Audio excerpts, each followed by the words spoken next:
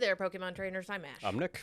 And we're here today with more of a for fun episode after one of our players telling us a very interesting story of something that happened in one of the Brazil tournaments recently. Yep. And we're just kind of going to go off on a tangent on how silly ways on getting disqualified from tournaments. Mm-hmm. Please note, we're not going to be discussing any of the controversial ones, mostly because they are very controversial, obviously.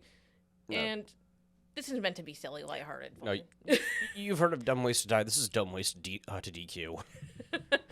So we'll start off with the one that got us first talking about this, which is in the tournament in Brazil recently, a player during the last match of day one was asking judges about a disqualification, or what would happen if the top card got flashed to the opponent.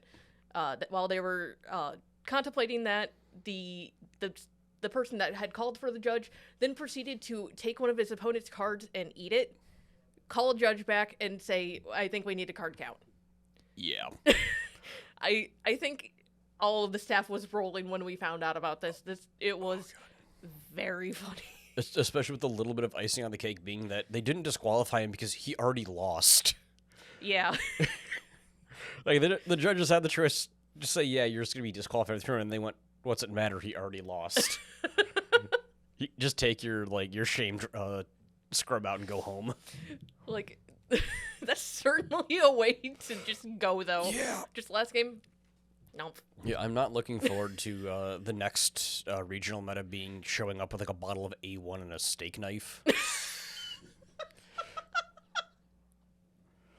Tired of Lost Box players taking too long to finish their turns? Eat a comfy.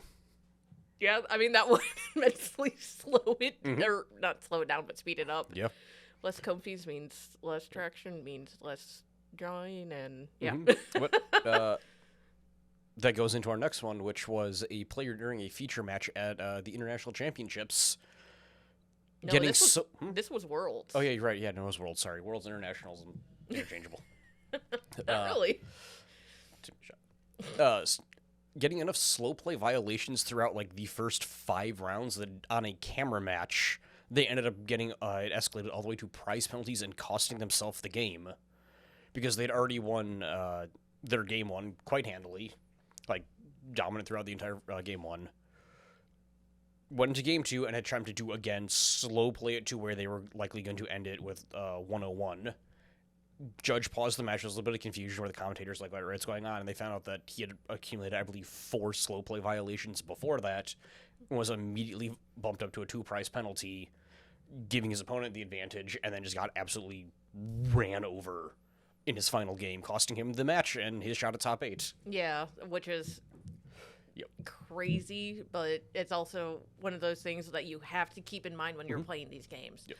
Because I thought you were saying when we were discussing this, when it came around in Magic, you pretty much go from like 2 calls for being slow play, and then you just start getting match losses. Yeah, it's usually at judge discretion, but like whenever I've done tournaments, it's generally 2 to 3 warnings for slow play.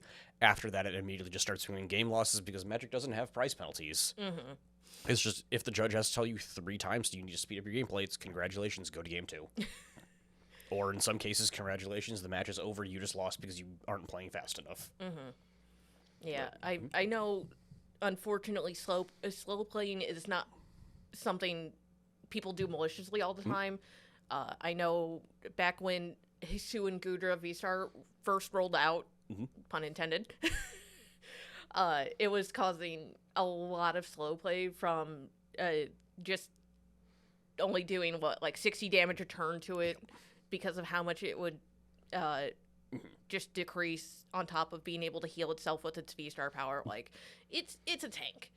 And I know one of our friends who went to a tournament last year, when it came out, he ended up going, his total match wins was less than his total match ties.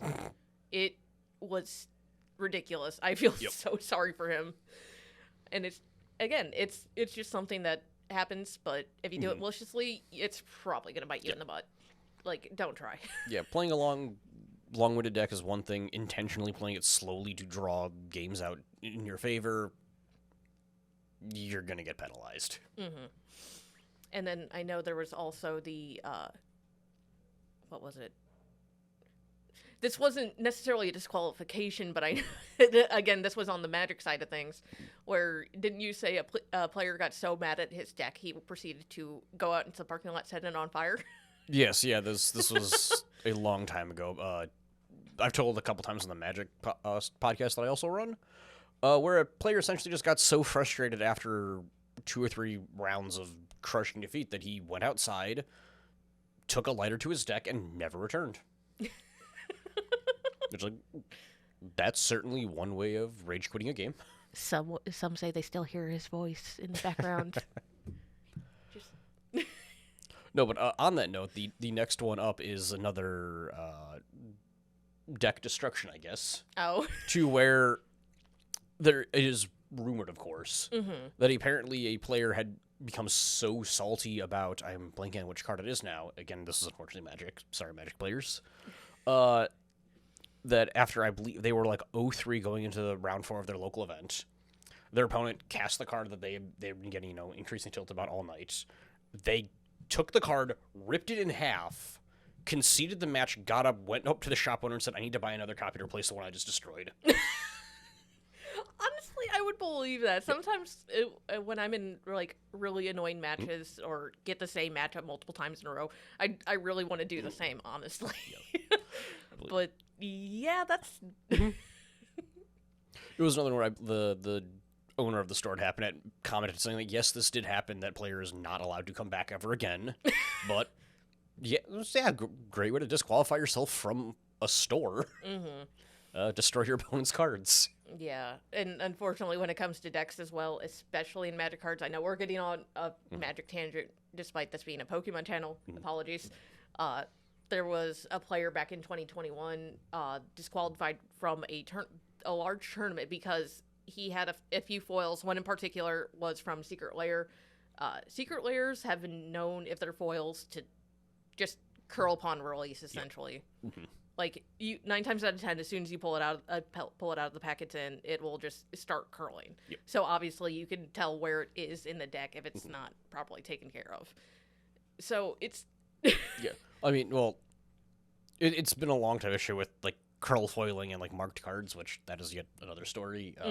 The one you're talking about in particular was Collected Company, which is the namesake of the deck the player was playing and the most important key card. So when a judge gets called over to look at your deck and the only foils in that deck are the most important card in the deck, the judge is likely not ruling in your favor, because if they can judging events a lot, they'll be randomized deck checks, obviously. And one of the big things that I look for when I'm doing my deck check is just, is there like a particular key card that is marked in some way, in this case like the Collected Company. If I can shuffle that deck, set it down, and immediately go right to that Collected Company so I know where it is every time, knowing where your most important card in your matchup is going to be is a very blatant, you're likely trying to cheat the system. Yeah, I didn't see that far into it, so I didn't realize that was the case, but okay. No, but there was one similar in Pokemon where this was, luckily the player got out on the slap on the wrist, but with Pokemon, how there is the collector numbers that you have to register on the cards. They did the right thing. They wrote down all the Pokemon they're playing. They didn't mark that they were playing different versions of each card. Which ended up, I believe, there was essentially just like a floor judge walking past, happened to look down and saw, like, something's not right here. Because I just saw that, like, the Raikou, I'm just going to use Raikou as an example because I don't remember the card, unfortunately. Like, that Raikou V should have been knocked out. Why is it still in play?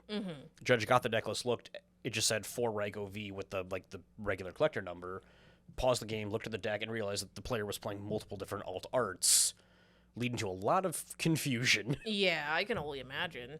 Luckily, it was a case where they talked to the player, and it was the player explained, like, this is my first time ever playing in a larger event. I'm sorry I didn't know. And it's like, all right, we're going to give you a warning for this one because it's your first time. We don't think it's malicious. Like, I think they were, like, 1 in 3 at the time, which was also kind of helping their case. But it's like, you do need to register all the collector numbers because that's going to be checked. If you're a new player, you probably aren't going to stand that. Judges will tell you about it. There's another one where, like, marked cards is a big thing that you have to look for. I've had several Magic events where, unfortunately, like, someone will use their thumbnail and just gouge the corner of a sleeve, so that way, as they're, drawing for turn, if they look and they see that little mark, they know what that card is going to be. Mm-hmm. That's come up a couple times. I think there was a former professional Magic player who ended up getting himself, like, a lifetime disqualification because they would have, like, one thumb mark on their basic lands and, like, a plus on, like, their spells, and the judge looked and said, these are new sleeves. There's no conceivable reason that these marks should be appearing. Like, this isn't like you've been riffle shuffling them for months and months and months. Mm-hmm. What is going on here? Yeah. Again, just dumb ways to disqualify yourself. Like, make very... Like, even if you think they're not noticeable, judges have seen this 100 times over. It's a dumb way to get yourself caught. Like, don't do it. Yeah, I know there's also been issues with the Pokemon community in the past, mostly with sleeve choices. Mm-hmm. Pokemon is very strict in this regards. If they're not plain sleeves, they need to be Pokemon company only. They can't be another brand or anything like that. And I know people have gotten in trouble / disqualified for things like that. So also just be sure to check what sleeves you're using. Mm-hmm. Like my plug for Dragon Shield, I always use Dragon Shield. Yeah. Fantastic, just plain colors typically, unless you want to be fancy. But yeah, no. Plug over. This is not sponsored by Dragon Shield, by the way. I wish. I need more sleeves. And this isn't necessarily a disqualification, but also just a funny happening overall. I remember you mentioning, like a week before 151 release, somebody was doing pack openings for 151. Oh yeah. I was gonna say, you want to go into that one a little bit? It was someone was live streaming opening 151 packs. And this person was sponsored by their local game store, which is like great for them. Congratulations, you're getting sponsored, giving them business. The problem was that their stream content was the usual, like, hey, for every $5 you donate, I open one pack and you get it type thing. Which is like cool, each their own. The problem being that they were selling 151 packs almost a week before release, and Pokemon Company caught wind of it, poked their head, and said, hey, what's going on? It's like Monday, this set shouldn't be out for 5 or 6 more days. Why are you offering to ship people 151 packs for $5? Yeah. Which I'm going to hope for the store and that streamer's sake that it was just a slap on the wrist. And it was just kind of a case of they got their shipment early and they didn't realize that, hey, you have to wait until Friday to sell it. Or at the very least, don't do a live stream of it. Yeah. If you're going to stream it, do it early. Don't publish the video until a more acceptable time. Like, if it's like, hey, we're cracking packs, 150, you're getting our singles rate for 151, I don't think Pokemon Company cares about that, but when they try to sell it, it's like... Yeah, that's fair. Don't tack a dollar amount onto it. If anything, just say, like, hey, if you see anything you like, it's available for sale on Friday.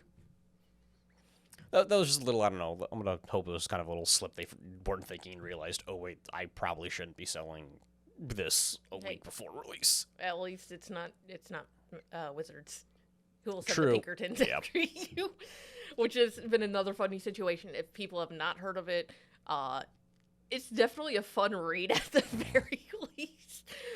Poor guy ended up buying, what was it? It was, he was trying to buy regular Aftermath or regular March of the Machine and ended up getting Aftermath, which hadn't released yet. Is that what it was? Not quite, no. As it developed, it sounded more and more like he was friends with a shop owner who gave him the product way too early. He opened it and posted spoilers of every single card online like a month in advance. Oh. But Wizards, rather than, trying to make something good out of it or like, whoops, our bad, resorted to repeatedly calling his house and then escalated to hiring the Pinkertons to show up and ask for the product back. Which has led to many memes and a lot of, TCG players as a whole making jokes about the Pinkertons at this point. Like, sorry, Pinkertons, but you're being dragged through the mud at this point for that. And then I get a little bit back. At least for me, my last blatant, like, dumb ways to get yourself DQ'd is just aggressively, like, not like subtly cheating, aggressively cheating when, like, everyone watching the match is like, this guy's cheating. Like, just wait for the judge. He's cheating. Don't worry, it'll happen. The most common one I've seen was a player accidentally, repeatedly drawing too many cards and like doing like, hey, I'm gonna concealed cards Greninja, discard my energy, draw 2 cards. And then I think it was a Twitch commentator said like, hey, why isn't the energy in their discard pile? And everyone looked and was like, this guy put the energy on the table, drew 2 cards, picked the energy back up. And they're like, all right, so that's bad. Yeah. And then and then people are watching. It's like, yeah, they just professors researched and then put the research back in their hand. And like just things like that. Where it's like, all right, I'm gonna discard my hand, put it here, draw my 7. Oh, I forgot to pick. Oop, that was one. And they're like, is this guy trying the same thing again? Everyone's kind of like, the Twitch chat was almost like in shock, where it's like, this isn't even like stealth. This isn't like he's palming cards or like, you know, slipping things. This is like he's playing a card and then picking the card back up from the table. And everyone's like, am I going crazy? Did anyone else see that? There are obviously bounce spells in play. Yep. It was just like that level. It's like, if you're a cheater, screw you. But if you're so blatant, you think that you can just like do this thing, like especially on a camera feature match, and just get away with it, where the judges are like, man, we have a floor judge, a table judge, and someone watching a live stream. We're all seeing this. What are you doing? Yeah, I know. Actually, speaking of Radiant Greninja, during, I want to say, one of the international tournaments, I remember a player getting a prize penalty against him because there was a misplay with Radiant Greninja. I think he tried to use the ability twice, realized he did it out like the beginning of the turn, and then was trying to do it near the end of the turn before he attacked, and caused kerfluffle. Ended up getting 2 prizes against him. I think he lost that match, but I think he still ended up winning overall. I can't quite remember, but I think it was like, and again, I thought that one kind of caused a little bit of outrage, because it was like, were they intentionally cheating, or was it like a genuine, like, they slipped, forgot they'd already used Greninja, and because it was a long turn, like, which is frustrating, especially when you're on the judge end of things, where it's like, is it intentional, or was it just like they genuinely made a mistake? And if you call the judge yourself, generally it's ruled in your favor, where it's like, okay, they made a mistake, that oops, I brain farted, I did the same thing twice, my bad, how do I fix it? Yeah, but from what I saw, at least as a bystander watching the live stream, it honestly looked like a genuine mistake. Like, he was doing a lot of things that turn, forgot he did Greninja at the beginning of it. Like, that's something I can understand. Sometimes I do complicated decks in Magic the Gathering. Pokemon I don't usually have that issue with, but Magic I'll do something and be like, wait, did I actually do that? So there's a handful of, like, there's a few infamous Magic cheaters who have been caught, like, on camera doing some of the most outright, like, okay, really, man? Like, again, I'm not going to name the cheater. If you know who it is, you know who this person is. Who in multiple events, and they were all recorded, where they would, like, play their land for turn in Magic, cast a spell that lets them play an extra land for turn, and then play an extra land for turn. And then his opponent would be like, wait, how do you have so many lands? You go, let me play an extra land. And they're like, oh, okay, and then to do it again, it's like, why is it's turn 2 and you have 6 lands in play right now? Oh no, I used it twice. And like, that's how he would constantly cheat, is he would use like that, like, make you feel like, okay, maybe I'm the crazy one. Did the same thing where he would like put a creature in his graveyard, and then, but instead of actually putting graveyard, he would put it into hand, and then when his opponent go, didn't I just kill that? He goes, no, say it's in my graveyard. And they look over, oh yeah, no, I guess that creature's in your graveyard, not realizing that there should be 2 copies of it in the graveyard, and he put the first one back to the hand again. And that was kind of the blatant, where it's like, okay, you're not being stealthy about it, though. Like, you're on camera. All we do is rewind. I've seen it, like, luckily not any of our local Pokemon events, but there's been a few where it'll be like, hey, we're streaming, Pokemon from, Bill and Ted's card shop. And people will be watching the camera. It's like, okay, so he retreated, but the energy aren't in the grave. And they're like, well, how do you know the energy? Well, because he's playing, like, the secret rare energies, and there's no secret rare energy in his discard right now. It's like, if you're going to bling out your deck and then you're going to cheat with your deck, you make sure you're cheating with the right cards of your deck, I guess. Because when you've got the super shiny gold energy, and the super shiny gold energy is not where the super shiny gold energy is supposed to be, people notice. Yeah. I was just reminded of one I had just looked up as well. Back in 2021, a player was disqualified from an online Pokemon tournament purely because they were talking to their mother during it. This was a streamed event. It was a PGO sanctioned tournament type of thing. From what I saw and gathered, as a whole, like, the mom was sad. She's also an avid player.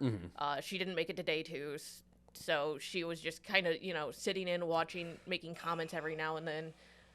The player didn't realize that would be an issue. Yeah. And then the DQ happened. I'm assuming the TOs probably saw it and went outside assistance, disqualified. Yeah, even if it's just, like, neutral talking to one another, it's very much not well liked in tournaments, especially on larger tournaments of that scale. Yeah. One of our Magic ones about a year ago, we had something not that bad, but we did have to basically give all the players involved a warning about it, where it was like one of them was still playing their match. Their friend came over and said, "Hey, how you doing, man?" And he went, "I hope I can win this one in the next couple of turns." And we're like, "Hey, you cannot talk to each other when you're in the middle." Like, we get it was just kind of a simple, you're friends. You're just like, "Hey, how's the game going?" But in competitive level events, you cannot talk to the other people in it unless they're your actual opponent until your game is over. Yeah. It was just like a little like, "Hey, how's it going?" Like, friendly, casual, question while their buddies finishing a match. And it's like, you can't do that. We're not gonna be mean and immediately go right to penalties, but like, we're gonna give you a warning. Do not do that again. Yeah, it is unfortunate, but you also have to understand from the judge's side, we don't know who is cheating. We have to keep an eye on everything. Well, yeah, I mean, on that note, especially like if you are spectating a match and you do see somebody cheating or making a play that you're like, something seems wrong about that, do not intervene. Call the judge. Because if you intervene and say, "Hey, this person's doing this and that," and you get involved in that match, first off, you're likely getting disqualified if you're currently a competitor in the event because you're interfering. Yeah. And the person who you're trying to help is likely also going to get hit with a penalty now because you're assisting them. And depending on how the judge sees it, that could be like outside assistance. That could be you giving them like outside game knowledge. Any number of problems start arising from that, where it's like, that's an especially dumb way to get yourself disqualified, is do not intervene in a match that's currently active, because first off, the judge doesn't know what's going on if they're not there already. We come over and all we know is you just told this player information they shouldn't have known. Even if it's like, "Hey, so-and-so is, is drawing 3 cards a turn when they're only supposed to draw 1 card a turn. Unless you call us over and tell us that first, and then we can pause the match and resolve it. All we know is you just told your friend, "Hey, here's how you beat this guy." Yeah. And we don't want to start disqualifying people who are the victim of cheating. Yeah. Simply because you were trying to be a good Samaritan and step in. Yeah. So, long story short, leave matches in progress. Don't interfere. Do not pass go. Do not collect $200. I think that was a handful of really fun little dumb ways to get yourself disqualified out of official events. Or just dumb things that have happened at events. Yeah. I mean, there's stuff, like physically threatening your opponent's a really good way to get kicked out. And like, that has happened a few times. Oh, yeah. Also, not so much involved with DQ or anything, or being disqualified or anything. Just as a whole, when it comes to tournaments, first and foremost, be aware of what you're bringing. Keep it with you at all times. We've had multiple instances of people losing track of their decks, or them being flat out walked out by somebody not belonging to them. So, just if you're going to set your stuff down, you need to be with your stuff. Don't leave it on the table and then walk away, because there's no guarantee everyone's going to be super nice and be like, "Oh, that's somebody's stuff, I'm not going to touch it." Like, I hate being the bad I hate being the bad person in that regard, but it's like, just don't risk it. I don't know. Do you have any more to go? Because I've expended my well of silly things happening at events. I feel like I know more, but I can't call them off the top of my head. But I guess this is also just the call a judge if you're unsure. We had a situation back when our league was first starting where somebody came up to me and was like, "Hey, I think this person's cheating." We were watching him and everything. We saw no issues. He just had a very strange deck. It was a very odd one where he could get responses for just about everything because he was playing a Skittles deck, essentially. Okay. But what can you do in that situation, honestly? Yep. It's a silly deck. It's going to do silly things. But yeah, no, like, when in doubt, call a judge. Push come to shove. It's a, no, nothing's wrong. or it's this is something serious. We will get it taken care of. Mm-hmm. Yeah, no, I think that's pretty much. All right. There are definitely a lot of funny stories out there. I'd say keep your eye out just again because it's a fun way to be like, hey, at least I'm not that person. So as we're waiting for 151 to finish coming out, the Ultra Premium and everything, I think we're gonna sign off for now. Yep. So yeah, as always, I'm Ash, Nick. and we will catch you next time.